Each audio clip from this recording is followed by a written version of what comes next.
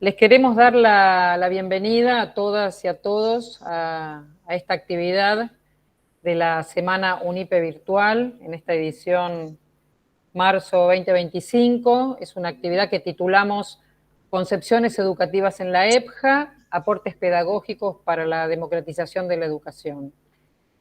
Mi nombre es Florencia Finnegan, integro el equipo de educación de jóvenes y adultos de la UNIPE. Voy a ser la moderadora en este panel. Y también me acompañan Oscar Greiser y Ana Pagano, también integrantes del equipo de investigación de la UNIPE en el campo de la ETJA, cuyos hallazgos vamos a presentar en este panel. Y Alicia Villa es docente e investigadora de la Universidad Nacional de La Plata. Ella es especialista en temáticas del campo de la educación de jóvenes y adultos y también en el campo de la educación popular, y nos va a acompañar aportándonos sus comentarios. Desde ya, Alicia, que nuevamente te agradecemos tu presencia, tu cabeza, tu compromiso, tu participación, ¿sí? Bien. En este panel nos vamos a proponer presentar y poner en diálogo con ustedes los hallazgos, o gran parte de los hallazgos de nuestras investigaciones recientes, en el marco de las cuales en nuestro equipo de educación de jóvenes y adultos de la UNIPE venimos de alguna manera interrogándonos acerca de los procesos de democratización, así lo denominamos. Ahora más adelante vamos a ver qué características le damos esa conceptualización, que estudian desde una perspectiva metodológica preponderantemente cualitativa los procesos de democratización desarrollados en CENS, en los centros educativos de nivel secundario, en la educación permanente de jóvenes y adultos, puntualmente en el ámbito del AMBA. Para hacerlo, primero Ana, Oscar y yo vamos a referir a estas investigaciones, a sus hallazgos, principalmente al marco conceptual y luego a los conocimientos que proponemos como construcción de estas investigaciones. Y finalmente, como dije recién, Alicia nos va a acompañar con sus comentarios y luego abriremos al diálogo y al intercambio con todas y todos ustedes. Les recordamos que las actividades de la semana virtual se graban, ¿no? Y por eso son como muy productivas para utilizar en la formación, en la extensión, en los procesos de investigación nuestros y de otras universidades que también nos piden, o institutos de formación docente que también nos piden acceder a los enlaces, así que por eso estamos grabando. Y también que tengan en cuenta la cuestión del certificado de participación que se está tramitando en el chat aquí a la derecha de la pantalla, ¿sí? Antes de comenzar, lo que sí queríamos plantear con mucha vehemencia es que estamos realizando esta actividad en un marco de emergencia de la educación pública nacional y particularmente de las universidades nacionales que vienen siendo atacadas en su posibilidad de existencia y en la calidad de los procesos que proponen por la vía del desguace y del desfinanciamiento por parte del Ejecutivo Nacional. Nosotras somos docentes universitarias y, digamos, integramos el gremio docente ADUNIPE, que es el gremio de docente, bueno, de la UNIPE, y bueno, queremos comprometernos con esta situación, adherir a esta resistencia que se va a manifestar el lunes y martes que viene, 17 y 18, en un paro docente universitario decidido por la CONADU. Así que, digamos, lamentamos y resistimos y luchamos en contra de este ataque a las universidades nacionales y a la educación pública, que también es un ataque al campo de la EDJA, ¿no? Que tiene también una dimensión de ataque al campo de la EDJA. Bueno, vamos a comenzar. Entonces, nosotras lo que queremos presentarles y poner a conversar con ustedes son conocimientos construidos en el marco de un proceso de investigación que no se remite a un único proyecto. Nosotras, el equipo de investigación en el campo de la EDJA de la UNIPE venimos investigando desde el año 2010, pero del 2018 en adelante justamente venimos trabajando los temas vinculados con las concepciones pedagógicas implícitas y explícitas y las prácticas que están presentes en el nivel secundario de la educación de jóvenes y adultos, de la modalidad, puntualmente en los CEN. A lo largo de estos años, desde el 2018, desarrollamos 3 proyectos de investigación, el primero más centrado en la situación de los jóvenes, sus procesos de escolarización en el nivel secundario de la modalidad, los procesos de discriminación o de reconocimiento, a los cuales se encontraban incorporados en las instituciones, los procesos de democratización que se daban en el marco de los CENS en relación con la escolarización de los jóvenes y su acceso al derecho a la educación. Y en un segundo proyecto estudiamos en 4 CENS del AMBA. En ese caso, en el primer caso trabajamos en 3 CENS del conurbano bonaerense, en el segundo proyecto trabajamos en 4 CENS del AMBA, 2 en la capital y de la ciudad de Buenos Aires y 2 en el conurbano bonaerense, analizando un poco las concepciones pedagógicas y las prácticas signadas por la democratización educativa y social desarrollada en estos centros. En el último proyecto, que es el que comenzó en el 2023 y ya está culminando, resignificamos de alguna manera todo ese corpus de las primeras investigaciones y además nos interesó hacer hincapié en la necesidad de sistematizar, de articular, de establecer relaciones, de hacer visibles diferentes concepciones pedagógicas democratizadoras que están desplegadas en distintas fuentes, ¿no? Ya no, digamos, sí en los CENS a través de los corpus que recuperamos, corpus de otras investigaciones también de otros grupos que trabajan estas temáticas, documentos de política educativa, con la idea de elaborar un corpus de conocimiento que contenga este conjunto de aportes, ¿sí? Ahora, cuando hacemos la opción metodológica, teórico-metodológica, por la categoría, por el concepto democratización, ¿a qué nos estamos refiriendo? Y acá me voy a plantear, voy a desplegar una serie de claves conceptuales que a nosotras como equipo nos resultaron muy fructíferas para pensar estas problemáticas. Por un lado, ¿qué conceptos sostenemos respecto de concepciones político-pedagógicas? Las concebimos enmarcadas en la pedagogía, en tanto discurso ordenador privilegiado del sistema educativo, al decir de Southwell. Las entendemos a estas concepciones pedagógicas y político-pedagógicas como actos de producción de sentido, que atraviesan, que permean los discursos y las prácticas de los educadores y de las educadoras y tienen efectos muy concretos en la construcción de la realidad cotidiana de las escuelas, ¿no? Por otro lado, entendemos que son producciones, estas concepciones son producciones relacionales, no solo producidas en el marco del sistema educativo, sino que condensan sentidos que resultan de procesos de apropiación de significados más generales, no solo aquellos que tienen que ver con el campo educativo y lo pedagógico.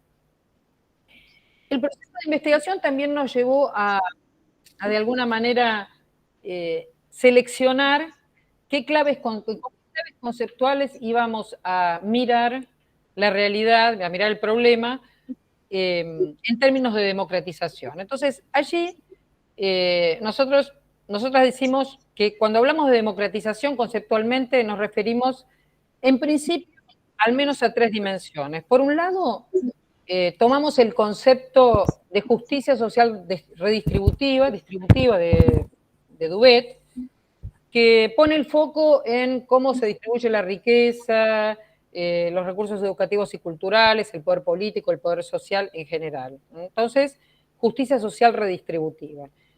En segundo lugar, incluimos nociones asociadas a las prácticas de reconocimiento social, ¿no?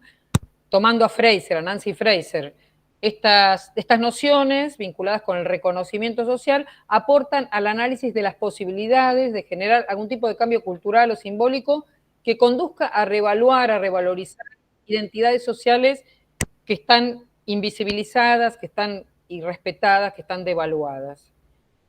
Y en tercer término, de manera similar, adoptamos el concepto de ciudadanía para entender la democratización, que según Tapia tiene que ver con la ampliación de los procesos de participación ciudadana y sobre todo nos interesa el concepto de ciudadanía cuando se hace referencia al crecimiento del protagonismo de los grupos subalternos de la sociedad excluidos en general de ámbitos del protagonismo, en diferentes esferas sociales y políticas. ¿Sí? Entonces, comenzamos definiendo el concepto de democratización desde esas tres dimensiones o notas conceptuales. Ahora, cuando utilizamos la democratización como clave conceptual de análisis, distinguimos también este concepto de otras categorías. Por ejemplo, distinguimos el concepto de democratización de aquellas nociones de políticas y pedagógicas muy difundidas en nuestro ámbito desde hace décadas, relacionadas con la inclusión educativa, ¿no? ¿Por qué no hablamos de inclusión educativa? Porque entendemos que ese concepto comporta importantes disputas de sentido, polisemia, distintos significados, y que de un modo esquemático podríamos decir que esos significados oscilan entre utilizar el término o el concepto de inclusión como respuesta a la exclusión, ¿no?, de amplios sectores sociales de determinados ámbitos, en esa oposición inclusión-exclusión, y también en el otro extremo hay una mayor problematización del concepto de inclusión que la entiende como una dimensión en el marco de procesos más amplios de inclusión social y de garantía de derechos. En todo ese arco entendemos que es utilizado en el sistema educativo, en la academia, este concepto de inclusión, y por lo tanto no nos resulta fructífero para el tipo de análisis que queremos realizar. Como también distinguimos el concepto de democratización tal como lo entendemos, del concepto de emancipación, ¿no?, este concepto más vinculado a los contenidos y a los horizontes de las pedagogías críticas latinoamericanas, la educación popular, las pedagogías descolonizadoras y otras, que en realidad ponen el eje en visibilizar dominaciones de clase, de género, raciales, generacionales, pero que centralmente entienden a la emancipación como un cuestionamiento, como una impugnación al capitalismo y a las diversas modalidades de opresión que este sistema genera y reproduce. Desde ese punto de vista, cuando analizamos procesos de democratización en los CENS, no estamos pensando en términos de procesos emancipatorios, sino que estamos pensando en términos de las claves conceptuales que recién mencionamos. Por otra parte, ¿qué nos interesó? Nos interesó poner el foco en los procesos de subjetivación, ¿no? Haciendo énfasis en cómo las desigualdades se expresan en las trayectorias de vida y cómo es posible revertir, transformar sensibilidades, modos de hacer y de representarse la realidad, de representarse a sí mismo dentro de la realidad, que aporten a procesos de constitución de sujetos o reconstitución de sujetos desde una perspectiva más igualitaria.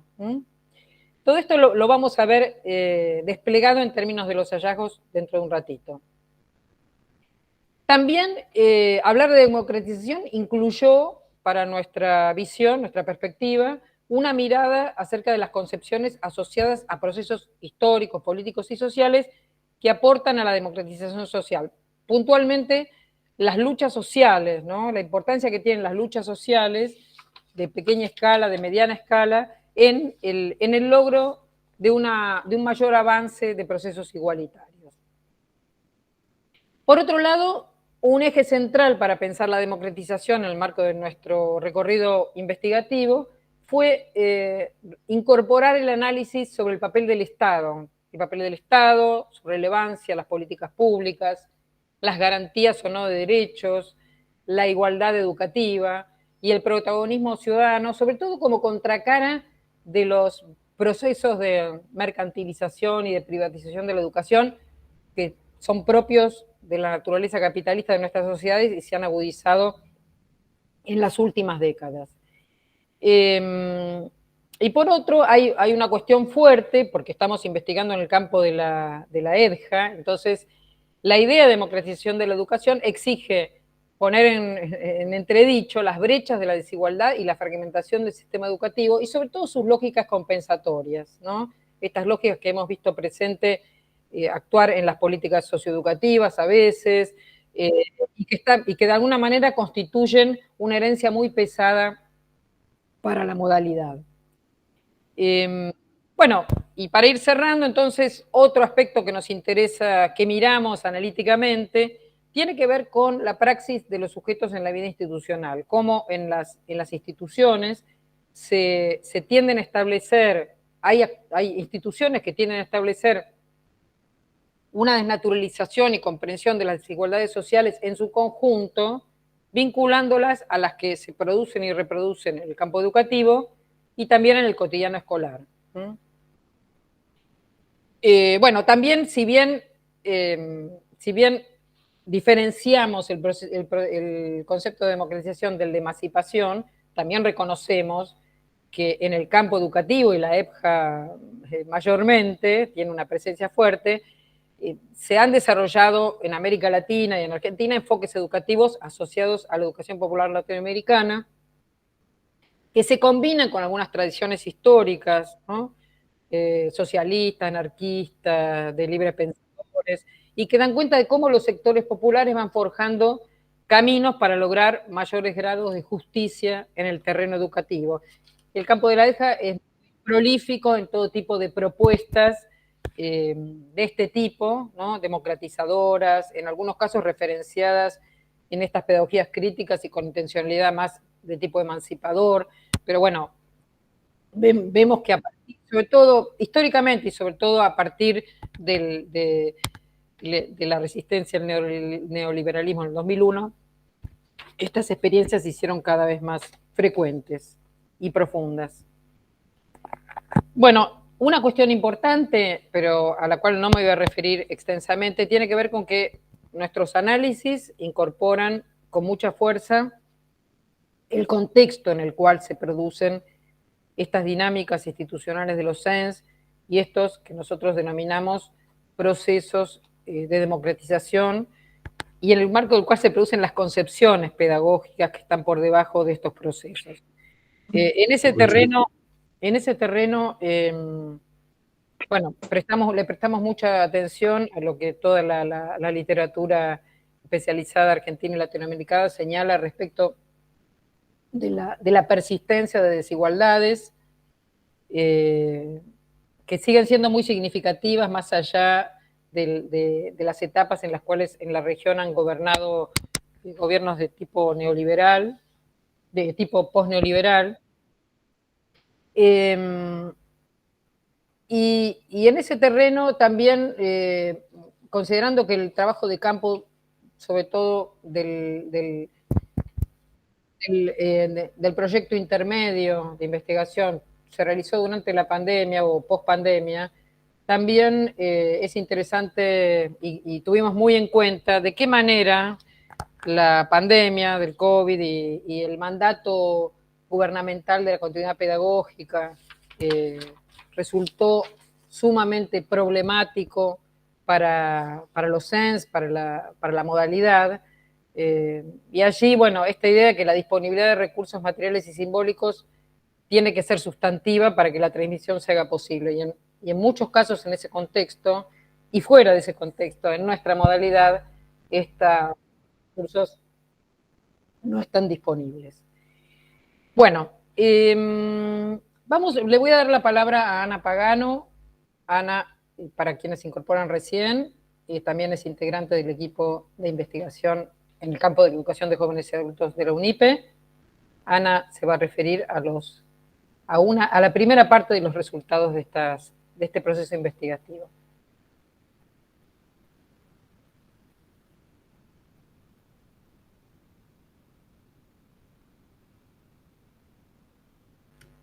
Ana, tenés que activar el micrófono. Se escucha.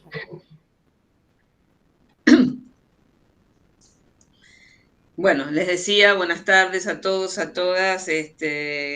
Gracias, Florencia. Nosotros ahora nos vamos a concentrar en los hallazgos de este proceso de investigación y como les adelantamos, en nuestra investigación nosotros nos planteamos hacer visibles, analizar las concepciones pedagógicas explícitas e implícitas orientadas a promover la democratización en la educación de adultos en el nivel secundario de la educación permanente de jóvenes y adultos. Bueno, nosotros pudimos ver a lo largo de este proceso, pudimos observar, delimitar, identificar distintos ejes orientados en la práctica a los procesos de de democratización, y en este caso nos vamos a referir a los que consideramos los más importantes. Se trata de 4 ejes alrededor de los cuales se articulan variados temas y problemas de la vida institucional de estas escuelas.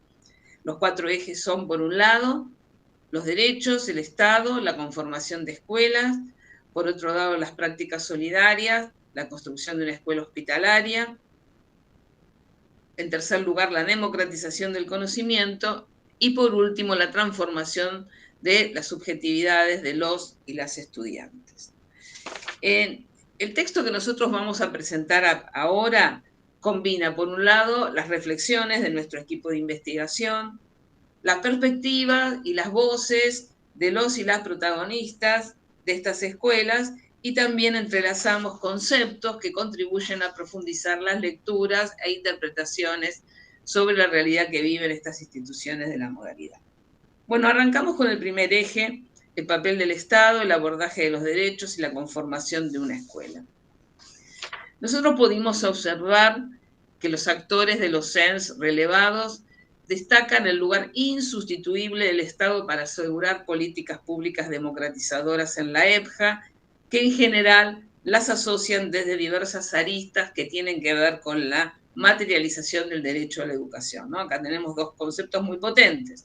Por un lado, políticas públicas, Estado, y por otro lado, derecho a la educación.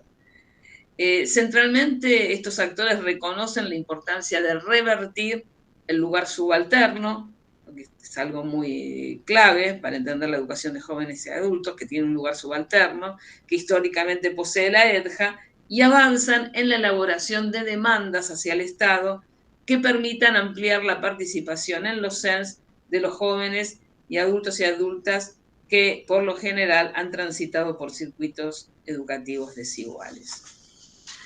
Nosotros creemos que se trata de un escenario de disputa con el Estado, en el que se pone en juego la concepción y el alcance de los derechos sociales, la responsabilidad pública por la garantía de esos derechos y la posición que adquieren esos sujetos en el proceso de ampliación o restricción de los mismos. Veamos qué nos dice una docente sobre este asunto. Dice: en realidad es un trabajo constante. Por lo menos siempre les recalcamos que ellos no es que no han podido estudiar antes porque son tontos, no saben, no entienden, tienen dificultades o dificultades de aprendizaje, que tienen que ver con la responsabilidad de un Estado que por momentos estuvo muy ausente, que por otros momentos no alcanzó la presencia, porque siempre falta. O sea, siempre uno trata de marcarlo desde el nivel político, sociocultural e histórico. Tiene que ver con esa idea de la meritocracia que se puso muy de moda y se impuso en algún momento. Yo no puedo porque soy tonto, me va mal por culpa mía. No, te va mal por culpa tuya, no, sino porque no hubo un Estado presente que supo lograr que puedas acceder a los derechos que tenés. Ahora bien, y yendo a otro plano del análisis, también nosotros pudimos observar que en los CENS abordados, el énfasis en el tratamiento de los contenidos vinculados a los derechos ciudadanos pone el foco en la desnaturalización y en la comprensión de las desigualdades sociales en su conjunto. Claro, y como mencionaba Florencia anteriormente, mayoritariamente este proceso de desnaturalización no se referencia tanto en la perspectiva emancipatoria asumida por la educación popular latinoamericana, y en este sentido coincidimos con el pedagogo colombiano Torres Carrillo, ¿no?, donde él ubica a este tipo de prácticas más como una educación democrática, como una educación para los derechos humanos y como una educación para la participación en los marcos liberales hegemónicos. Ahora bien, en este contexto, ¿no?, de materialización del derecho a la educación, los actores enfatizan que el derecho a la educación se relaciona básicamente con la construcción de una escuela. Y principalmente esta es significada como una instancia estatal, ¿no?, de distribución y certificación del conocimiento. Nosotros creemos que se trata de una apuesta que contempla, por un lado, el sostenimiento de encuadres pedagógicos y administrativos, y por otro lado, la apropiación de conocimientos y la permanencia de los y las estudiantes en estas escuelas. Estos actores la construcción de una escuela la asumen como un espacio específico de garantía de derechos en el que el Estado debe aportar recursos que equiparen a estas escuelas con las del nivel secundario común. Desde el enfoque distributivo, redistributivo que mencionó Florencia y al que adherimos, es posible pensar que la construcción de una institución escolar contribuye a generar y afianzar procesos vinculados con la igualdad educativa. Fíjense lo que nos dice un secretario en esta línea, un secretario de un CENS de acá de la ciudad de Buenos Aires. Dice, esto es una escuela, el título es oficial. Si se pierde un papel en el camino, lo rescatamos, porque todo es legal. La vianda, la beca, la terminalidad, el apoyo, un tutor, un montón de cosas. Y lo que puede recibir el alumno, la netbook, apuntes, acá tenemos 3 carritos con netbook, con libros que manda el ministerio. Sí, tenemos jardín maternal que ayuda bastante. Las viandas, las becas, hay muchas cosas. Eso es lo que digo con respecto a la desigualdad. En un CENS hay muchas cosas que puede recibir el alumno. En este marco, los educadores y las educadoras de los CENS conciben a la especificidad de una escuela de la EDJA, no como algo dado, sino que es un trabajo constante que exige constantemente repensar las prácticas, encontrarle la vuelta, generar y habilitar otra dinámica de trabajo. Es decir, no es un trabajo sencillo, sino que requiere de un montón de desafíos y de una complejidad importante, de un día a día en el que hay que construir esa escuela. En síntesis, ¿no? Y terminando con este eje, en los CENS abordados, las concepciones y prácticas pedagógicas democratizadoras le otorgan un papel central, por un lado, a la intervención estatal, ¿no? Por otro lado, a la realización del derecho a la educación y por último, a la construcción de una escuela. Y nosotros creemos que estas 3 dimensiones se entrelazan y que de alguna manera permiten que los y las estudiantes de sectores populares, porque estamos hablando de sectores populares, puedan acceder al conocimiento y también a una experiencia escolar democratizadora. Bueno, vayamos al segundo eje, las prácticas solidarias, la construcción de una escuela hospitalaria. Bueno, en línea con esto que venimos planteando, ¿no? Sobre las prácticas asociadas a una educación democrática y participativa en la EDJA, observamos que en una dirección semejante, diferentes actores de estos CENS apuestan a la construcción de prácticas solidarias como vía para ensanchar el protagonismo y la permanencia de los y las estudiantes en las instituciones que forman parte y también para asegurar derechos.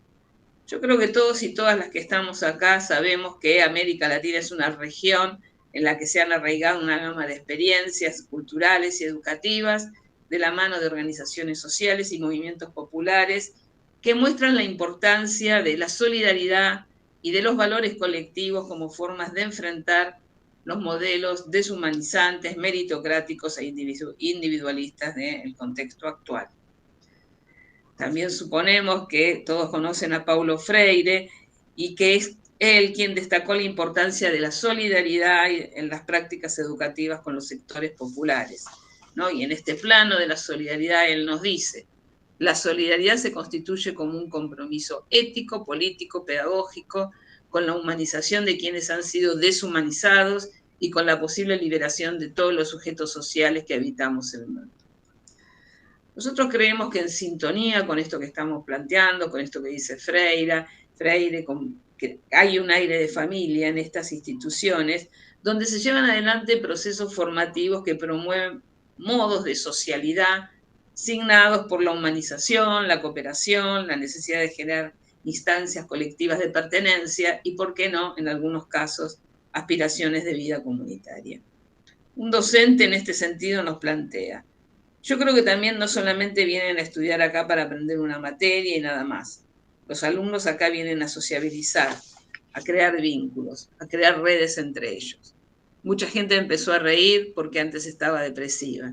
Entonces acá vienen y encuentran círculos de contención, no solo a través de compañeros, sino también con los profes, con el CENS mismo.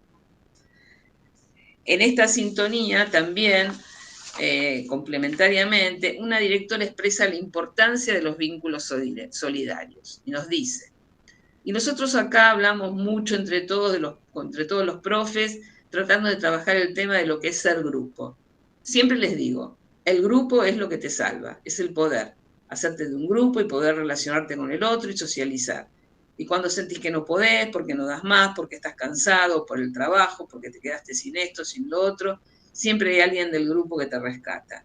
Siempre está el, che, dale, vení que te ayudamos. Claro, y como nosotros observamos que estos CENS se hallan mayoritariamente emplazados en barrios populares, bueno, obviamente ya lo sabíamos de otras investigaciones, pero esta fue nuestra experiencia en la investigación, pudimos advertir que existe cierta porosidad, un ida y vuelta con los actores comunitarios de los territorios, ¿no? Donde se intercambian estas ideas presentes en las acciones colectivas solidarias destinadas a la resolución de los problemas comunes y también a ampliar la participación barrial en ámbitos micro y macrosociales, ¿no? La presencia de comedores comunitarios, bibliotecas, merenderos, escuelas populares, ¿no? Y en el plano educativo, la creación de nuevos modos de educar por parte de las organizaciones constituye un aporte a la reformulación de las formas educativas predominantes, que creemos que también influye, que hay un ida y vuelta con estas secundarias de la época. En este sentido, escuchamos lo que dice un docente. Dice, sí, acá hay un ambiente de comunidad, en el anexo es mucho más familiar. El contexto territorial es mucho más humilde, pero hay mucho lazo, mucho vínculo entre la gente. El otro día hubo un acto re lindo, empanadas, bailamos, nos ayudamos, bastante solidaridad entre los chicos. Y uno rescata. Acá lo importante es formar grupo. Hoy no tenés ganas de venir porque estás medio para abajo, entonces te paso la tarea. Bueno, sobre la base de esta construcción, actores institucionales de los CEN nos hablan de un clima institucional marcado por la solidaridad y también por la hospitalidad. Una escuela hospitalaria en la que se siente la presencia de la amorosidad en sus relaciones, en tanto sus voces enuncian la existencia de un ambiente de comunidad, de bienestar, cálido, ameno, buena convivencia, confianza, sensibilidad. Así lo dice un docente. Dice, pero creo que desde un curso se da batalla para que haya igualdad.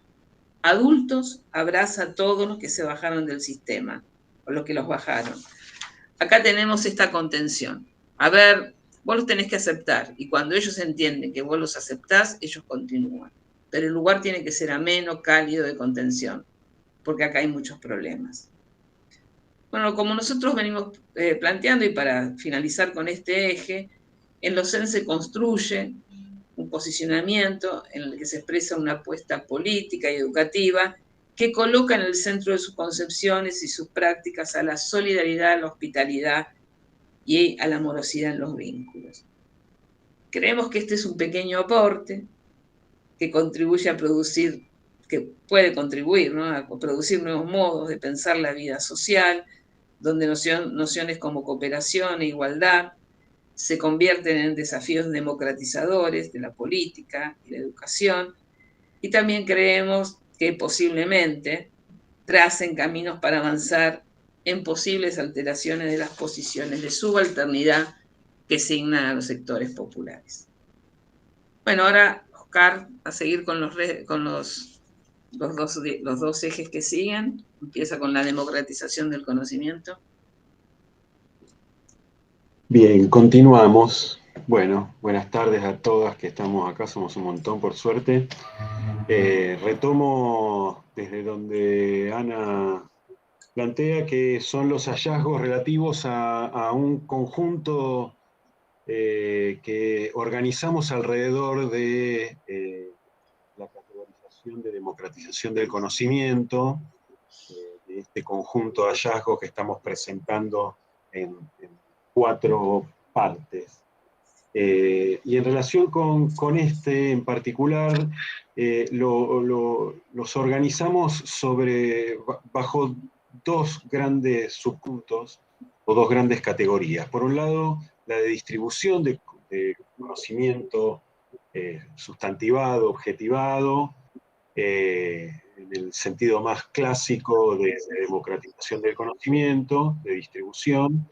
Y en segundo lugar, en relación con la configuración de un sujeto pedagógico, un sujeto que conoce, que está posicionado en unas relaciones específicas de poder y en unas particulares maneras de vincularse con el conocimiento en un contexto como el de los CENS, que es un contexto escolar. En las entrevistas se recogen marcas muy claras del efecto distributivo de los CENS. Hemos encontrado una preocupación por la enseñanza de lo que muchas entrevistadas y entrevistados denominan conocimientos relevantes, ¿sí? Herramientas cognitivas concretas que pueden ser la escritura, por ejemplo, los procesos de argumentación por escrito, conocimientos e información ligados a la historia económica de nuestro país y de América Latina, a la posibilidad de utilizar herramientas de informática o a vincularse con aplicaciones ligadas al mundo del trabajo o de la economía. En relación con esto, una docente que trabaja sobre las cuestiones de escritura se preocupa particularmente sobre los procesos de argumentación y nos dice que hay que prepararlos no solo para primer año, donde ya tienen que escribir una monografía y trabajos más complejos. Entonces, también tenemos que trabajar con ellos para que luego puedan producir cualquier texto argumentativo. Por ejemplo, trabajar cómo se arma su estructura, cómo elaborar y presentar una tesis, una pregunta, ese tipo de cosas que sirve para argumentar también por escrito. En tensión con las miradas externas a la modalidad, que ven en ella una educación de segunda, hallamos una preocupación por brindar una buena enseñanza. Puesto que, como nos dijo una colega docente, si no lo ven acá en la escuela, no lo van a ver nunca más. Hay un registro explícito del rol que ocupa el CENS como una oportunidad que construyen los propios estudiantes y que no se puede dejar pasar, pero fundamentalmente que la enseñanza no se puede diluir, como dijo alguien, y que es necesario ratificar la confianza en que la escuela y el saber sirven para algo, darles a los estudiantes la mayor cantidad de saberes posible y asegurar el derecho a adquirir conocimiento, como dijo una colega, si no sería una estafa. Una docente nos señala acá, en particular, las profes ya tienen un compromiso pedagógico, un compromiso de contenidos. Damos contenidos y los vamos preparando, en tercero en particular, que es el caso de ella, para salir luego que terminen y para terminar estos estudios y avanzar con otros. El segundo conjunto de hallazgos que categorizamos en relación con la democratización del conocimiento es la producción en la relación pedagógica de quien conoce, como una acción y una práctica explícita que realizan los equipos en los CENS y que se plantea institucionalmente. Acá nos referimos a quien conoce, a quien lleva la acción de conocer, de aprender, que se inscriben en unas subjetividades que son colectivas, en unas relaciones de poder que colocan, como ya se dijo, y vamos a volver sobre esto luego, en una posición subalterna respecto a los conocimientos o a la posibilidad de vincularse con ciertos tipos de conocimiento, inclusive una relación que se establece como grupo social en relación con otros grupos sociales que pueden tener acceso a unas formas de conocimiento que se les estarían vedados. En las entrevistas encontramos múltiples referencias directas y también indirectas a la necesidad de habilitar, de dar lugar a que las y los estudiantes se vean capaces de aprender. Sujetos que pueden conocer aspectos de la cultura que se encuentran para ellos en términos de relaciones de poder, aspectos vedados o que se les encuentran bajo un control del cual es difícil romper. En las escuelas que trabajamos hay una tarea constante de transmitir, de enseñar, que se constituyan en sujetos de aprendizaje y conocimiento. No se da por hecho, no se da por supuesto que alguien se pone en posición de conocer y de aprender, sino que es producto de una actividad de enseñanza, en levantar las imágenes negativas y limitantes que los grupos sociales que participan de los SENS suelen tener introyectado. La categoría confianza sintetiza de alguna manera los sentidos alrededor de la posibilidad de aprender y de conocer. Perdón. Es claro su significado en las entrevistas a estudiantes que marcan insistentemente una transformación en su propio devenir dentro de la participación en el SENS, remarcada también por directivos y docentes, donde se van sintiendo con mayor seguridad personal y grupal para participar de las actividades educativas.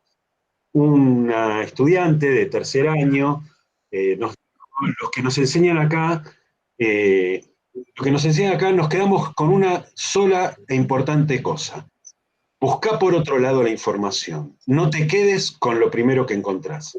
Y a mí me lo enseñó esto el colegio. No me lo enseñó la vida, lo aprendí acá. Referencias como abrir la cabeza, plantarse, ver la vida de otra manera, no solo sumar o escribir, recorren el conjunto de nuestro corpus empírico. Se visualiza una tarea permanente por parte de la institución orientada que las y los estudiantes se puedan percibir en una posición de capacidad, de poder intervenir en el curso de los acontecimientos de su propia existencia, partiendo de su existencia o de su participación en un ámbito escolar como el SENS. Aquí identificamos un aspecto ligado a la producción de un sujeto político, como sujeto de derechos, que ahora lo vamos a ver de vuelta en el próximo conjunto de hallazgo, como un sujeto político que tiene una capacidad de actuación, de agencia, como diríamos en otros términos. Una docente dice, ayudarlos a empoderarse. Hay otra movilización que va por detrás, que no tiene que ver con el contenido de matemáticas, sino que tiene que ver con sus derechos y la conformación de ellos como personas.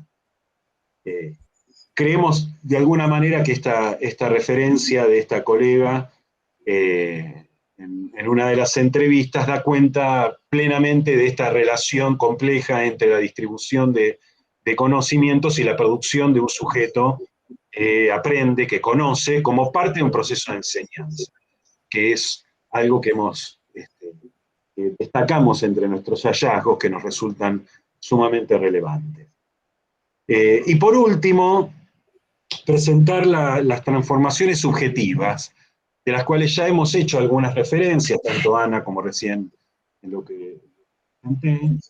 Estos hallazgos refuerzan la idea de que los procesos de democratización social de la educación requieren de un conjunto de prácticas educativas orientadas a alterar los procesos subjetivos de las y los estudiantes, la mirada que poseen sobre las diversas situaciones de dominación que las atraviesan en circunstancias vitales, circunstancias de vida social.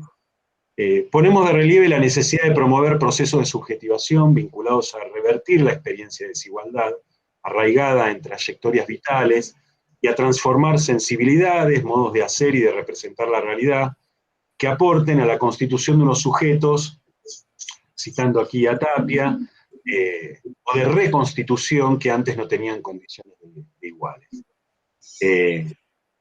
Estas referencias que tomamos refieren o toman en consideración la condición de subalternidad en la estructura social que gran parte de los grupos que participan de los SENS se ven ubicados o posicionados o constituidos en clivajes relativos a la raza, a la edad, al género. Los sujetos de la modalidad de los SENS mayormente ingresan o reingresan al sistema con una etiqueta, tomamos acá una referencia de Elías, de menor valor humano, que suele incorporarse a la imagen propia y que debilita y desarma a quien posee esa imagen de sí mismo. Esta carencia de valor o de ser parte de un grupo de perdedores son producidos en esas imágenes, en relaciones que se van constituyendo a lo largo de una trayectoria muy larga, de la cual el sistema educativo también forma parte, y que estos SENS estarían interrumpiendo, refractando un vector que anteceden las experiencias de los grupos que participan de los SENS. Con la intencionalidad de visibilizar y cuestionar estas autopercepciones devaluadas que traen las y los estudiantes, resulta central en estos SENS con los cuales hemos trabajado la presencia de propuestas destinadas a que se posicionen como protagonistas de su propia vida, de su propia existencia.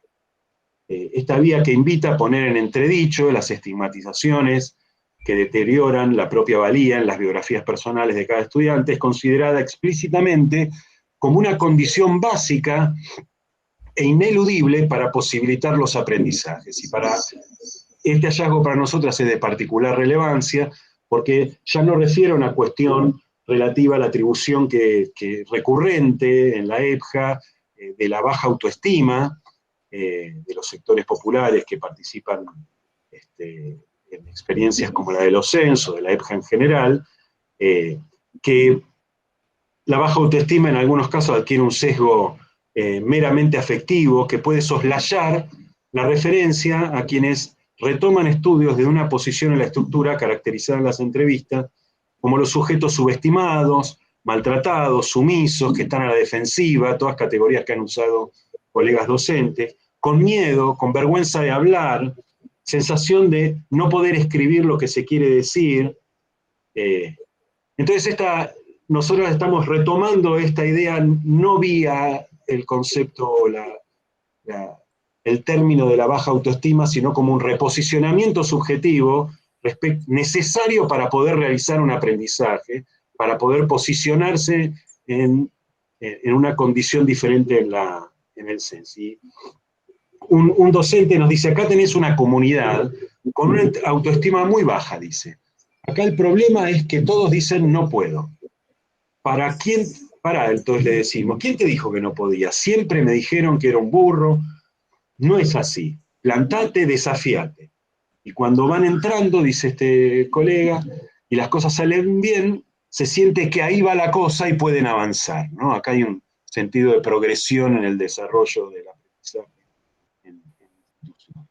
Un énfasis importante vinculado con los recorridos formativos en la modalidad se relaciona con la presencia de significaciones que ya refirió Ana antes, asociadas a una autoculpabilización por la interrupción de las trayectorias escolares.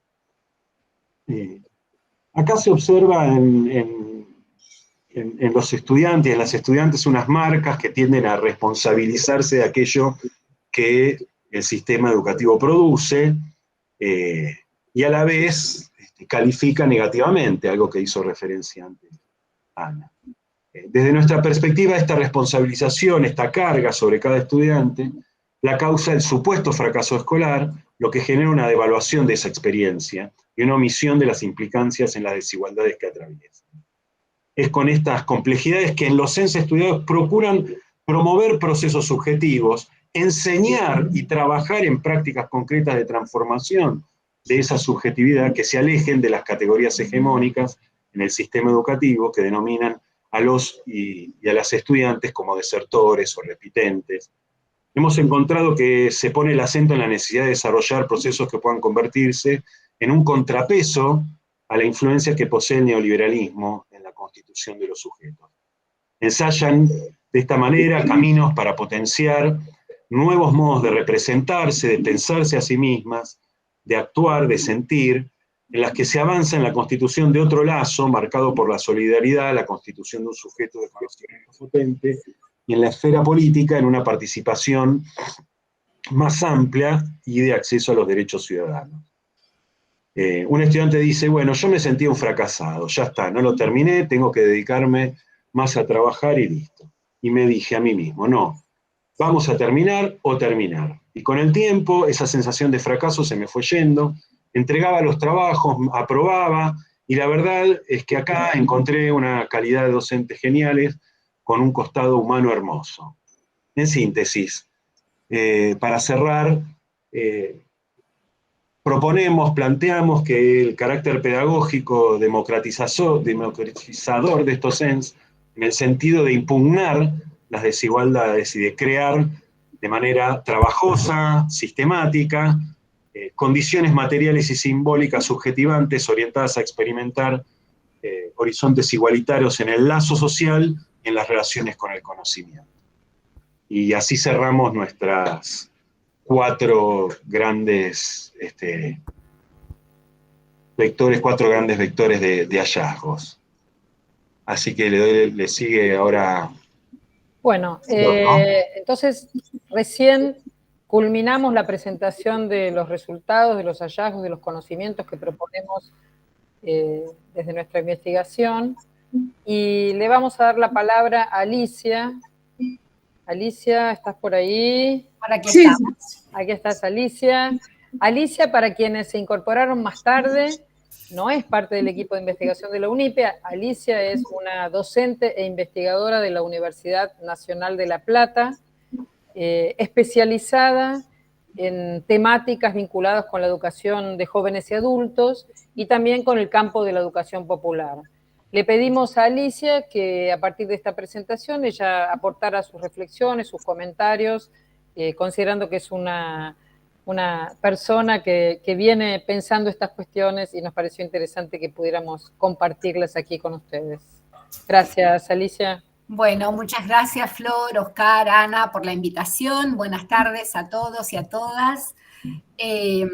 Ya hemos tenido oportunidad de hablar sobre este trabajo, pero siempre es una oportunidad volver a leerlo y volver a reflexionar. Creo que es un trabajo de mucho interés para el campo profesional, pero también para quienes trabajamos con los docentes de la modalidad y poder entender un poco las maneras en que vienen pensando la modalidad, ¿no?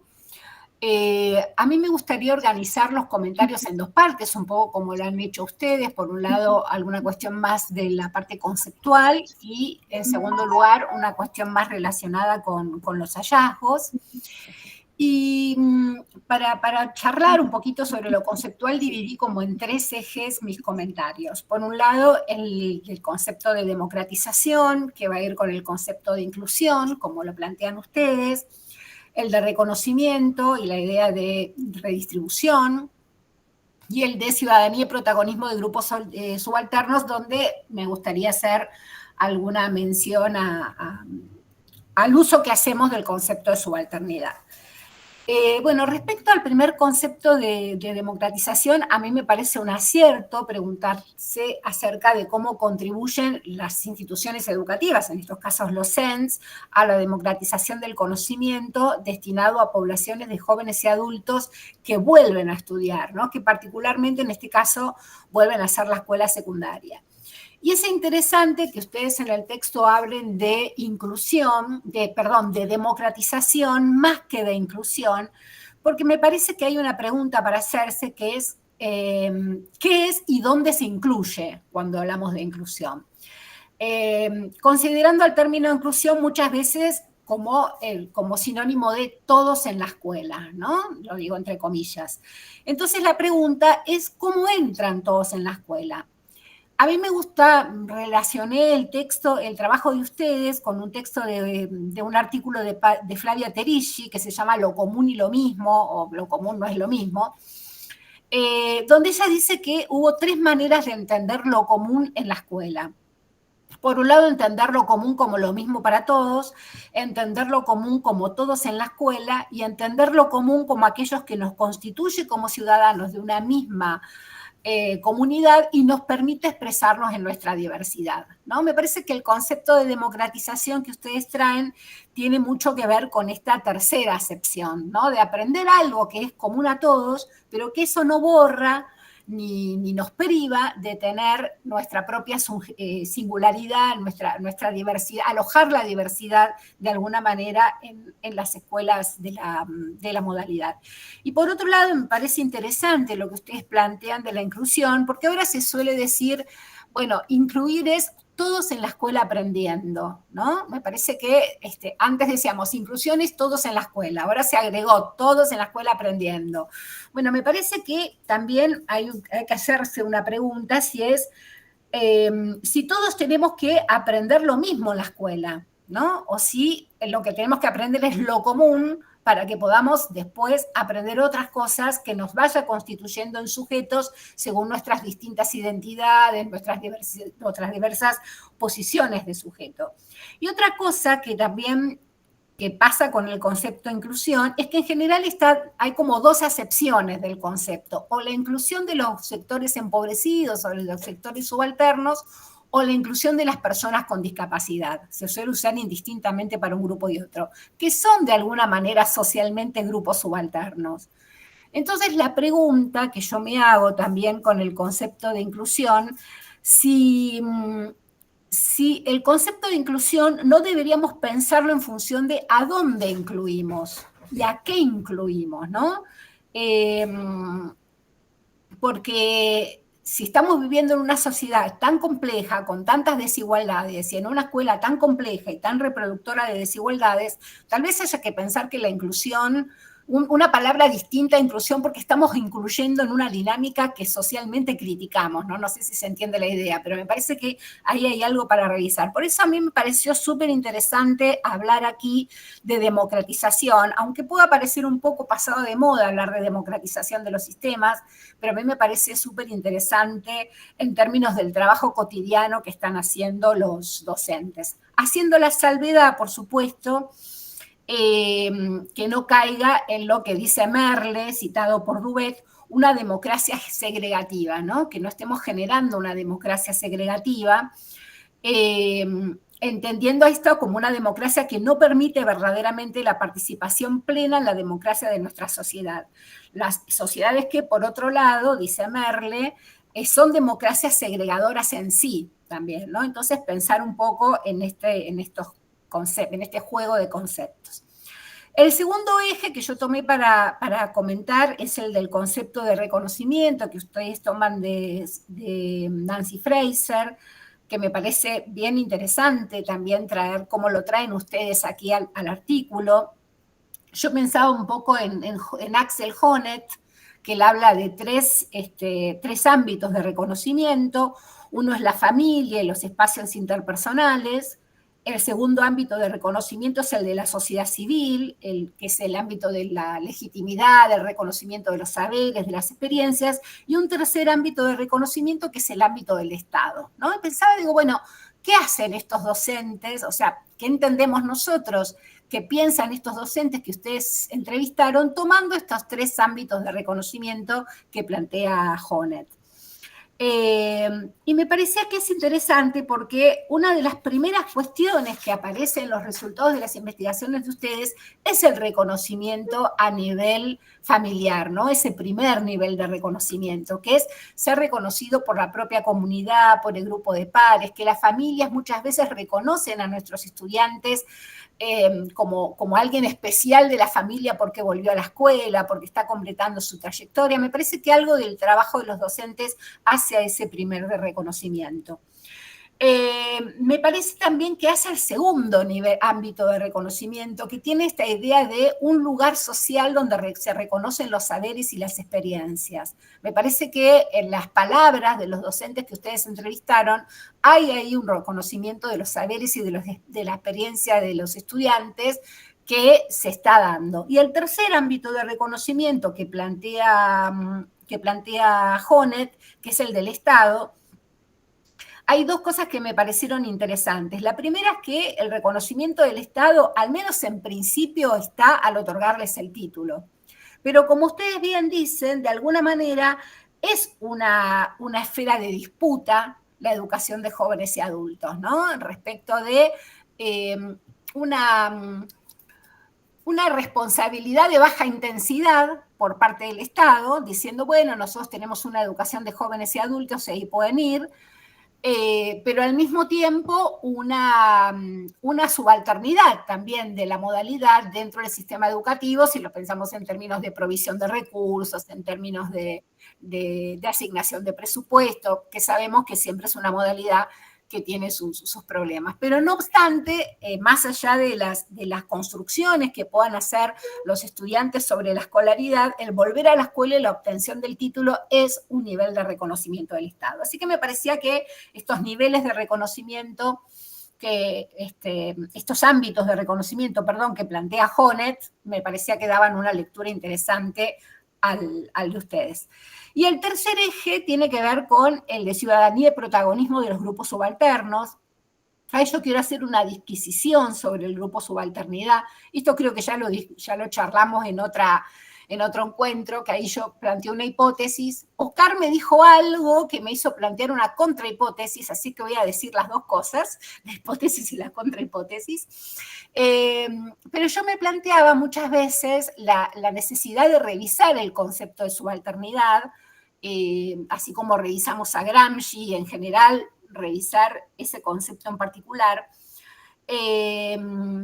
Y a mí me empezó a hacer un poco de ruido de revisar el concepto de subalternidad o esta idea de que solo las clases populares van a la educación de jóvenes y adultos, a partir de algunas constataciones que yo vengo haciendo en mis investigaciones acá en la región educativa 1 de la provincia de Buenos Aires, La Plata, Berisso, Ensenada, Bransen, ¿no? Todos los alrededores. Y hay dos cuestiones que nosotros estamos viendo. La primera es la juvenilización de la matrícula, ¿no? Esta idea de que vienen chicos cada vez más jóvenes a estudiar a los CENS o afines. Y muchos de estos chicos que tienen 18, 19 años, en la investigación que yo estoy haciendo con entrevistas con jóvenes, decidieron dejar la escuela secundaria porque repitieron y ya están desfasados en edad. Tienen 18 años y por ahí están haciendo cuarto año, entonces están con chicos de 15, 16, y esperan a cumplir 18 para pasarse a la modalidad. Eso es nuevo, eso es relativamente nuevo. Y más allá de eso, vemos, por lo menos en mis investigaciones, una población de sectores medios, de capas medias, que se están acercando a las escuelas de jóvenes y adultos. Entonces, por ahí habría que preguntarse si esta idea de sectores subalternos vale la pena, o la contrahipótesis que sería, de alguna manera están viniendo los sectores subalternos de las clases medias, es decir, entendiendo a las clases medias bajas como la subalternidad de las clases medias. Pero algo se está moviendo ahí respecto de la población que tenemos en los CENS, y que a mí me hace pensar un poco la idea de subalternidad, sectores populares, pobreza, ¿no? Me parece que es para revisarla. Esto no quiere decir que no estén viniendo esos sectores, pero me parece que se están sumando otros nuevos también, ¿no? Bueno, ahora me gustaría hablar un poquito sobre los resultados. En relación a los resultados de la investigación, a mí me parece absolutamente importante poder pensar en estos momentos, tomando en consideración el contexto social en el que estamos viviendo, que ustedes muy bien lo cuentan en la investigación, trabajar sobre las concepciones pedagógicas explícitas o implícitas orientadas a promover la democratización en la escuela. Resulta bien interesante justamente para pensar los cambios que hay en la misma época, si podemos seguir posicionándonos en el marco de la educación popular, emancipatoria, o si nos estamos parando más en el marco de una educación democratizadora en base al acceso de derechos, que es un poco la tensión que ustedes plantean en el artículo. Y me parece que los educadores de jóvenes y adultos se van alejando un poco de Freire, quizás en el sentido más emancipador de los términos freirianos, y se van acercando más a otros ideales educativos que no dejan de ser importantes, ¿no? Plantearnos la democratización y la redistribución del conocimiento, plantearnos la importancia del lugar que ocupa el conocimiento en la formación de un sujeto joven y adulto. Tal vez no tenga la utopía revolucionaria de la emancipación freiriana, pero me parece que tiene mucho de otros modos de pensar lo educativo, ¿no? Otros modos de pensar escuela, que me parece bien interesante. Y me parece que las escuelas también, los CENS, también están discutiendo un poco los formatos institucionales, la gramática institucional clásica, y empezando a pensar a partir de otros vínculos pedagógicos otros formatos institucionales. Que hay que pensarlos, porque para dar cabida a la demanda potencial que tiene la modalidad, de alguna manera hay que poder pensar qué cosas podemos cambiar, ¿no? También pensar un poco los contenidos educativos y la función que cumplen hoy los docentes con relación a la distribución, en estos contextos educativos se convierten y cómo esos conocimientos educativos se convierten en conocimientos socialmente significativos y socialmente productivos, que me parece que también es otra de las cuestiones que se están dando en lo que ustedes cuentan como resultados de investigación. Me parece que van apareciendo otros vínculos con la comunidad barrial y con el territorio, que son siempre importantes para la educación de jóvenes y adultos, porque esta se constituyó en base a salir a buscar a los estudiantes al territorio. Creo que las trayectorias educativas tan diferentes y tan heterogéneas que traen nuestros estudiantes hace que se piense realmente en las situaciones efectivamente de enseñanza para poder enseñar a pesar de esa diversidad y esa heterogeneidad de trayectorias. A mí me parece que hay 4 ejes que impregnan la vida institucional, de las cuales se habla en la investigación. A mí el que más me gustó, o la idea que más me gustó, esta que dicen los docentes de hacer escuela, ¿no? Esto de que nosotros acá hacemos escuela, una escuela hospitalaria, una escuela que aloja, una escuela que le permite a los estudiantes encontrar un lugar donde intercambian conocimientos con otros. Me parece que el concepto de democratización del conocimiento tiene que ver un poco con ese compartir, no solo acceder al conocimiento, sino compartir. Por otro lado, la investigación habla del carácter subalterno de la modalidad. A mí me parece súper interesante pensarlo desde ese lugar, más allá de lo que hoy decíamos del concepto de subalternización. Y la pregunta que yo me hago es, ¿de qué manera, quién mira a la modalidad como subalterna? ¿La miramos los propios de la modalidad, la mira el Estado? Me parece que ahí hay una pregunta interesante para hacerse. Como sea, me parece que la modalidad es un escenario de disputa con el Estado. Por ejemplo, me parece que lo que pasa en la modalidad con la presencia del Plan Fines, cuando el Plan Fines empieza a dar lugar a que entren las organizaciones sociales, ahí es un momento clave para ver esa arena de disputa que de alguna manera la modalidad representa en el Estado. Después, otra cuestión que me resultó interesante es esta idea de desnaturalizar y comprender las desigualdades que plantean los docentes. Me parece que si tenemos docentes en la modalidad que tienen la preocupación por desnaturar y comprender las desigualdades, vamos por buen camino, ¿no? Y si estas ideas se aprenden en la modalidad y se pueden llevar a otros niveles del sistema educativo incorporadas en estos docentes, mejor todavía, ¿no? Otra cuestión interesante de los hallazgos de ustedes me parece que es la idea de identidad de los estudiantes que asisten a la escuela.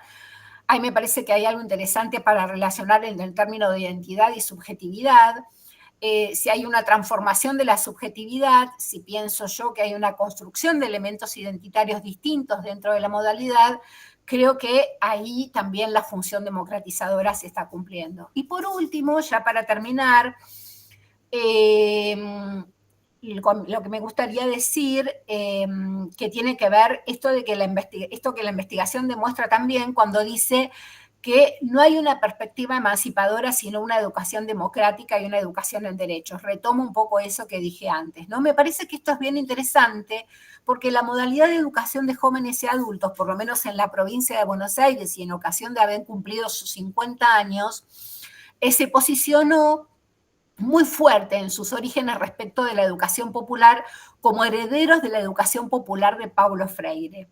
Bueno, la pregunta es, ¿cuán herederos somos de la educación que tenía un sentido emancipatorio en los 70? La pedagogía del oprimido fue casi un manifiesto revolucionario, si uno la lee en su contexto. De hecho, hay una teoría de la acción revolucionaria en el libro. Y sin embargo, ¿cuán lejos estamos ahora de esas perspectivas y cuánto más cerca estamos de una perspectiva que plantea objetivos de menor alcance, de menor intensidad, pero tal vez con mayor repercusión y significación en la vida de los estudiantes hoy, ¿no? Situada en estos estudiantes de hoy?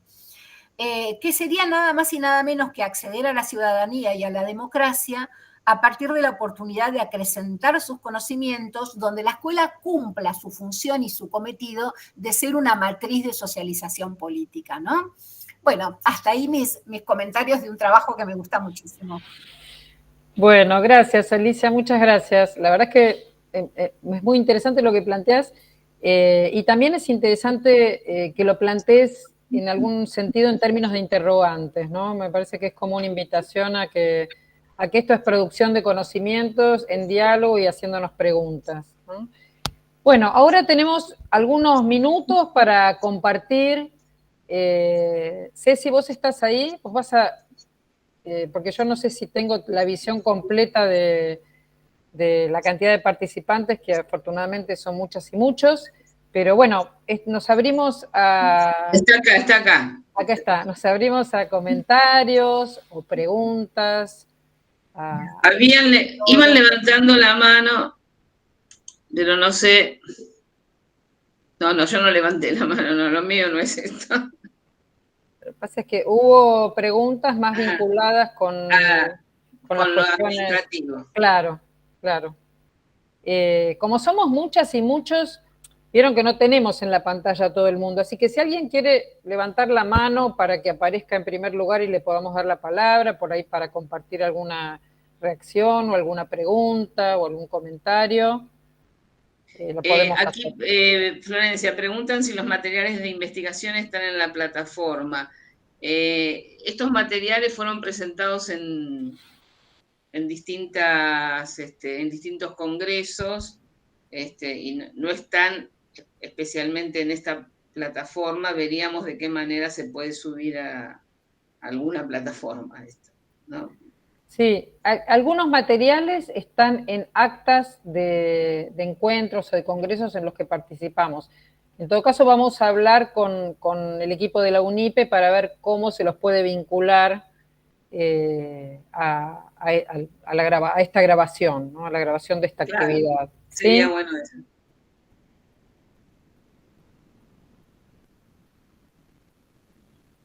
Bueno, está bueno que puedan levantar la mano y hacer algún comentario.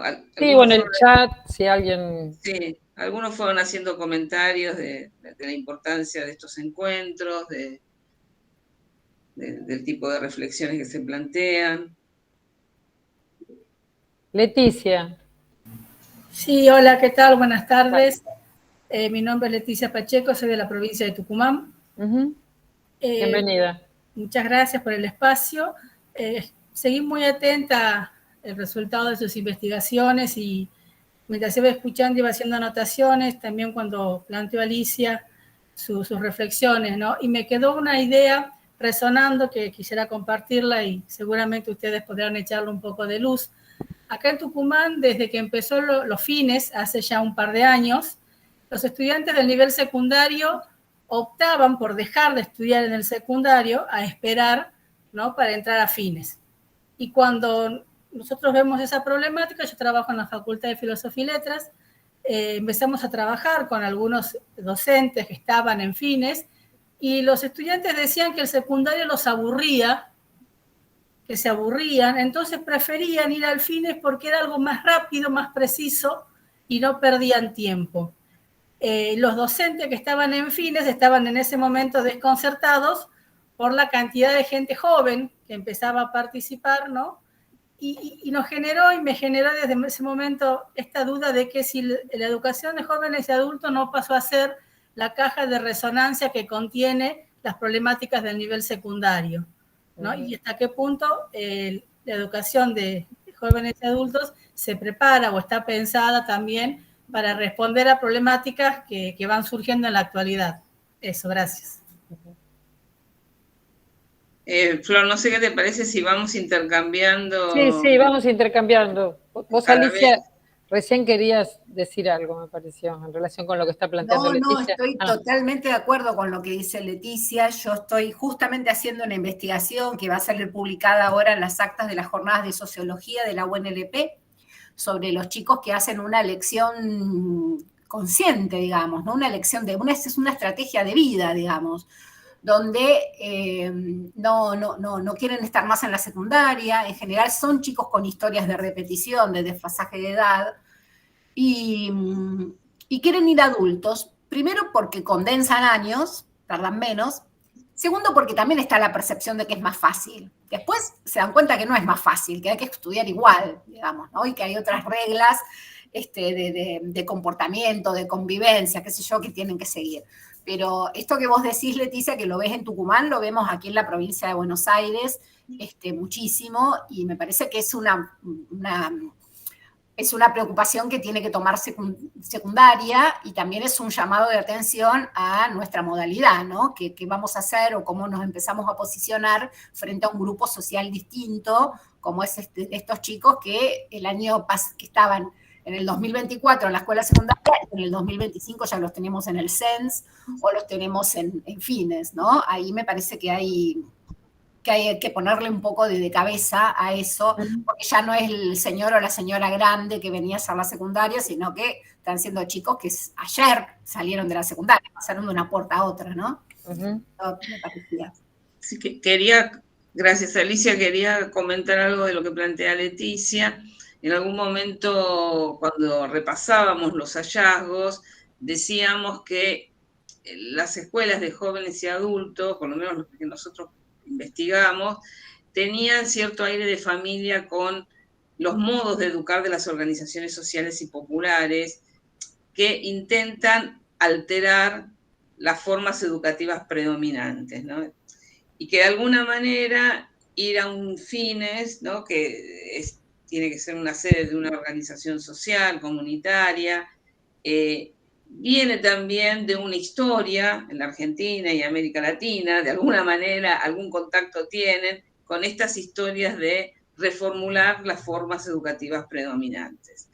Entonces, de una secundaria común que uno la piensa, no sé, más tradicional, por decirlo de alguna manera, o más emparentada con la educación tradicional, quizás un fines lo que tiene es esta resonancia que vos planteás de otras formas de educar o de otras formas de compartir la experiencia escolar con adolescentes y jóvenes. Entonces, me parece que también una línea para pensarlo en términos de interrogante, como plantea Florencia, es ir pensándolo por ese lado.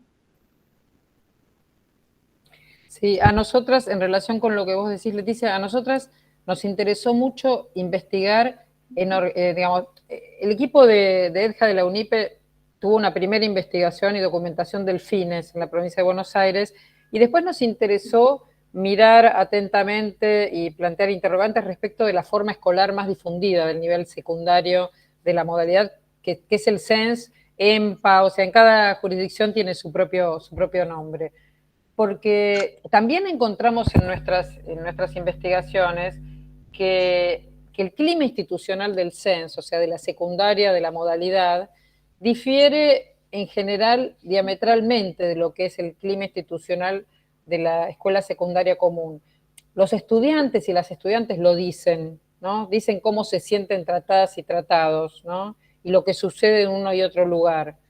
Y los propios docentes, que eso es lo interesante, los propios docentes dicen, yo soy la misma persona, pero acá enseño de una manera y en la secundaria común enseño de otra, ¿no? Entonces, también está allí donde no hay una organización detrás, porque en los CENS, salvo que sean CENS que fueron fines que se transformaron en CENS, es una escuela estatal como típica, prototípica, una secundaria de la modalidad prototípica, previa incluso, existentes de los años 60 del siglo pasado y previa a cualquier programa de terminalidad, hay algo de esa impronta institucional, su plan de estudio, su lógica, las culturas docentes que se fueron generando a lo largo de décadas, que también tiene una influencia fuerte, una presencia fuerte para constituir otro tipo de institución, ¿no? Escolar. Ahí hay un compañero, Julio, creo, que hizo una pregunta por el chat, Flor, no sé. Sí. Julio pregunta, ¿cuáles consideran que son las herramientas clave para reducir las desigualdades educativas y sociales? Y sigue diciendo, el año pasado trabajé en una escuela secundaria de jóvenes y adultos, me sorprendió el nivel de deserción escolar y se planteó la posibilidad que se pueda crear una modalidad distribuida como alternativa. Lo de la modalidad distribuida no entiendo muy bien, pero sí una segunda modalidad alternativa, otra modalidad alternativa. Bueno, la pregunta es cuáles consideramos que son las herramientas clave para reducir las desigualdades educativas y sociales. Bueno, nosotros en la investigación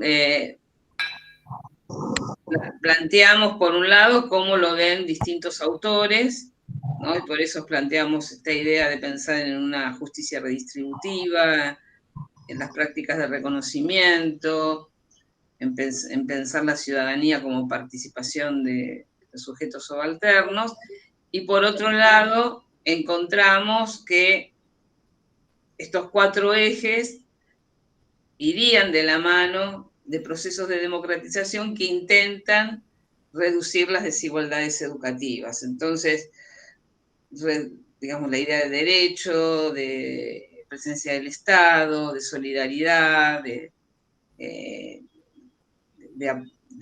democratización del conocimiento, y hay una idea también muy fuerte que es la de atender las subjetividades de cada uno de los estudiantes y las estudiantes, porque eso, digamos, también resulta clave como para poder mantener la escolaridad en este tipo de secundarias.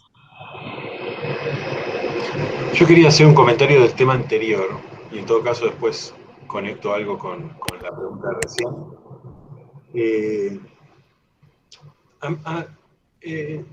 De la comparación anterior planteo una cuestión también como interrogante, ¿no? La población puede ir cambiando, ¿no? Se pueden incorporar nuevos grupos, puede ir cambiando. Yo creo que tenemos registro con Florencia seguro de una transformación en la edad y en los grupos que acceden desde hace más de 20 años.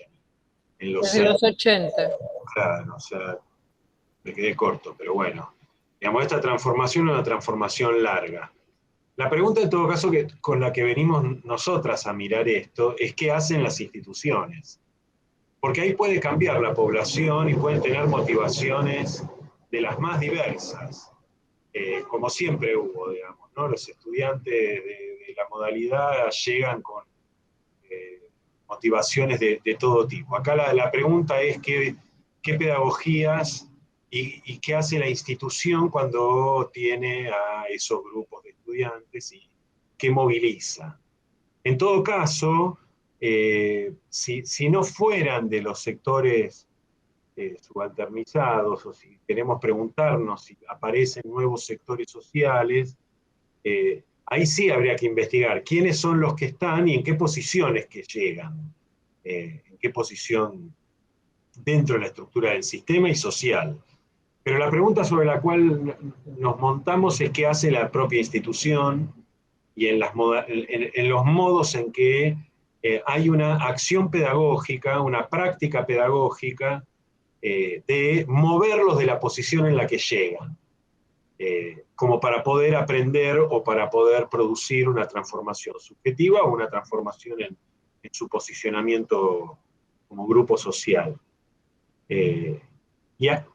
Y ahí me parece que en todo caso, bueno, habría que seguir trabajando y se abren nuevas líneas, digamos, en qué pasa con estos otros grupos, qué participación tienen. Me parece que no es lo mismo mirar fines que mirar sens, que habría que hacer esa distinción, que habría que hacer esa distinción también territorialmente, habría que, digamos, georreferenciar, digamos, dónde se están dando y qué posiciones de la estructura social aparecen en estas ofertas. De todas maneras, y volviendo a algo que planteaban recién las compañeras, y que planteaba Alicia en sus comentarios, hay algo de estos procesos y estas prácticas que se producen en los CENS, y voy a hacer una referencia a algo que no planteamos acá, es que muchas de estas prácticas y estas formas de pedagogía no se transfieren a otras instituciones del sistema, y esa permeabilidad sería interesante de que suceda de otro modo, una conversación ya en el plano del diseño de políticas, como es el caso de la apertura del régimen académico de la secundaria. En los CENS tenemos ese régimen académico hace décadas. ¿sí? Y ahora aparece el régimen académico que ahora tiene en la secundaria, inclusive ahora desde este año en la Ciudad de Buenos Aires, que se planteó en la provincia. Digamos, la modalidad del régimen académico es una modalidad que podríamos difundir y conversar desde la modalidad, insisto, desde hace décadas, y la investigación sobre secundaria que se ha hecho sobre el régimen académico no siempre toma como referencia los procesos que se han dado en CENS en particular. Me parece que ese cruce es algo que el campo se debe también en ese diálogo entre los estudios de la secundaria regular, digamos, y los que venimos trabajando en CENS o en secundarias de adultos desde hace tiempo, o lo que la política curricular o las políticas institucionales dentro de la modalidad vienen reflexionando así desde su fundación en la Argentina, por instituciones. Entonces, bueno, ahí hay un desfasaje que habla de la estructuración del sistema y los circuitos diferenciados, ¿no? Ujú. Esto está claro ahora, por ejemplo, en la ciudad, quiénes son los que toman la nueva modalidad, quiénes no, tanto de públicas como de privadas. Ahí hay algo para mirar de las nuevas formas de diferenciación que se están dando. Y Fines también es una expresión de esa diferenciación, de una diversificación de la oferta, ¿no? De nuevos circuitos. Entonces, bueno, ahí tal vez hay una primera aproximación que uno podría hacer desde ahí. Y en ese sentido, bueno, después es más difícil prever los efectos que esto tiene en los grupos que participan. A eso me refería al principio. Habría que ver cómo el programa institucional opera sobre estos grupos que antes no eran los habituales en la modalidad. Y una sola consideración respecto a la pregunta que nos hicieron, que no me acuerdo, porque no tengo abierto ahora el chat, la colega o el colega que lo hizo. Julio. Julio.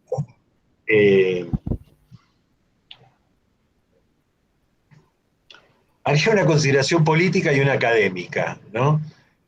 La política es lo primero que hay que resolver para la desigualdad social, por lo menos son las condiciones materiales de existencia, si no, no hay manera de hablar del cambio en la desigualdad educativa, digamos. Primero tenemos un problema serio de la estructuración actual del acceso a los bienes y servicios básicos, a las necesidades básicas de un conjunto de población que además, en el caso de los jóvenes, amplía su número en la participación de la pobreza y la indigencia de manera enorme, algo que sí es una novedad para la Argentina, no es una novedad para América Latina.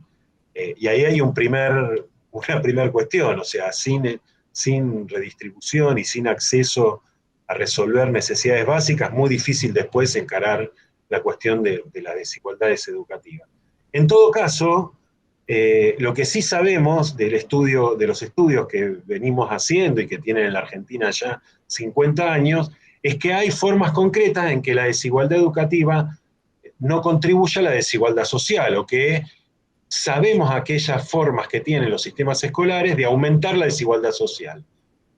Algunas fueron las que planteamos como resultados, que me parece que son relevantes, que es no acentuar, sino interrumpir ciertas trayectorias de las cuales vienen padeciendo ciertos grupos, no ciertos individuos, ¿no? Cuando hablamos de desigualdad siempre hablamos de grupos sociales y de un proceso histórico.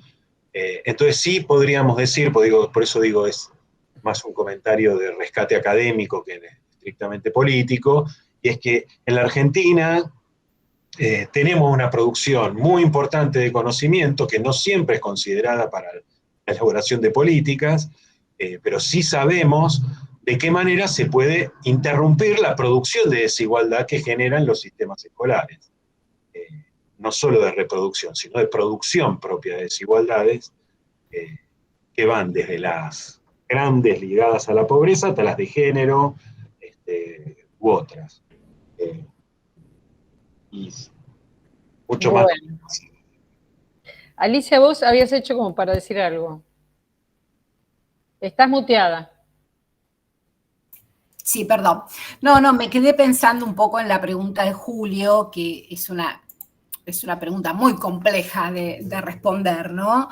Pero la verdad es que las desigualdades, me parece que también tenemos que pensar que hay distintos modos de entender las desigualdades de clase, las desigualdades sociales, digamos. ¿A qué nos referimos? ¿A las desigualdades de clase o cualquier otro tipo de desigualdad que pueden ser las generacionales, las étnicas, las de género? Me parece que, como dice Dubet, estamos en un estallido de las desigualdades y que son cada vez más solitarias, cada vez se unen menos unas con las otras y se abra como un mosaico de desigualdades. Yo creo que la investigación que nos presentan acá Ana, Oscar y Florencia muestran una vía por el cual las escuelas, desde ese microuniverso que representan, pueden hacer algo para al menos advertir cuáles son esas desigualdades sociales y poner alguna pauta más política de cómo posicionarse respecto de ellas,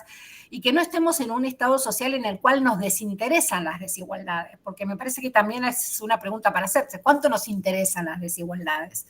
Muchos de nosotros somos sensibles por el lugar que ocupamos, por el lugar donde trabajamos, pero muchas personas, aún estando en situación de desigualdad, no problematizan la desigualdad como un problema social, sino como un problema individual. Este es menos porque es un vago, porque, ¿no? Entonces me parece que ahí hay una puerta que se abre en esta investigación, es que, bueno, hay quienes desde su lugar luchan contra las desigualdades. Y Mariana, por último, solo agregar que lamentablemente, y Dubet lo plantea en un texto, hay gente que desea la desigualdad. Y la desea en el sentido de decir, yo puedo ser más igual que otros y me discrimino, me distingo de los que están abajo mío. Exacto. Entonces, como que hay un mundo que está tendiendo a ese como deseo de la desigualdad, en el sentido de salvarme yo, ¿no?, de los padecimientos de las desigualdades. Perdón, no. Bueno, Mariana comparte que pensaba mientras nos escuchaba si las horas de tutorías podrían ser una estrategia del CENS para pensar otras propuestas en cada institución. En realidad, Mariana, encontramos en nuestras investigaciones que las horas de tutorías, allí donde la jurisdicción, donde la provincia dispone de ellas para el nivel secundario de la modalidad, en general son espacios en donde se puede llegar a experimentar otras formas de trabajo, se pueden llegar a utilizar para el trabajo colectivo de más de un docente con un grupo de estudiantes, sí. Digamos, son espacios para pensar. Pensemos que en el nivel secundario algo que vino pasando es que el cargo docente es un cargo mayormente al frente de alumnos, entonces hay como poco espacio para el trabajo colectivo institucional, que es algo fundamental que también encontramos en nuestra investigación para este tipo de intencionalidades o de prácticas basadas en concepciones más democratizadoras, ¿no? La posibilidad de que las y los docentes puedan articular algún tipo de ámbito de discusión. Podría agregar a esto que vos decís, Florencia, que pregunta Mariana, las horas tutoriales, para mí, yo coincido con lo que dice Mariana, son un espacio estratégico para pensar otras propuestas en cada institución, y también la escuela secundaria de adultos, ahora con la reforma curricular en la provincia de Buenos Aires, tiene las horas institucionales para los círculos dialógicos, que no son frente a alumno. Entonces, esto es una cosa que no tiene la secundaria común, digamos, y la verdad que estamos todos convencidos de que las horas, de que los espacios institucionales de intercambio docente son absolutamente favorables para mejorar cualquier escuela, ¿no? Pero, sin embargo, es una cosa muy difícil, sobre todo en términos presupuestarios, de poder implementar, ¿no? Sí. Bueno, Patricia levantó la mano para aportar. Hola, Patricia. Hola, ¿cómo están? ¿Cómo estás? Bueno, muy interesante la investigación y los objetivos que tiene esta investigación. Yo quería aprovechar para hacer un comentario sobre cómo se está entendiendo acá en Mendoza la institución CENS, se la está entendiendo como cantidad de secciones o el número de matrícula. Es decir, el Estado provincial entiende que hay un presupuesto para el número de matrícula. Entonces se ha producido a partir del año pasado todo un achicamiento de la cantidad de instituciones. Le llaman al proceso fusión e integración, que parecen dos palabras interesantes, pero sin embargo es un ajuste y al mismo tiempo un desmembramiento de la relación que tenían determinadas instituciones con su territorio. Claro. Por ejemplo, hay instituciones que estaban ubicadas en una zona semirural que la integran con otra zona semirural donde realmente 4 kilómetros es muchísimo, ¿sí? Entonces, bueno, esa manera de entender la institución referenciada únicamente a la matrícula y al presupuesto potencial que puede tener el Estado provincial hace que no se pueda establecer, a pesar de que hay mucha demanda ahora de parte de la docencia de esta modalidad, no se puede establecer cuál es, digamos, el perfil de la institución, si es en vinculación con la comunidad, qué es lo que históricamente pasó con los CENS, ¿sí? Que iban y censaban en la comunidad quienes necesitaban educación. Entonces, bueno, el comentario apunta a esto, que bueno, que la desigualdad se genera también desde el sistema educativo cuando se interpreta de esta manera la institución CENS.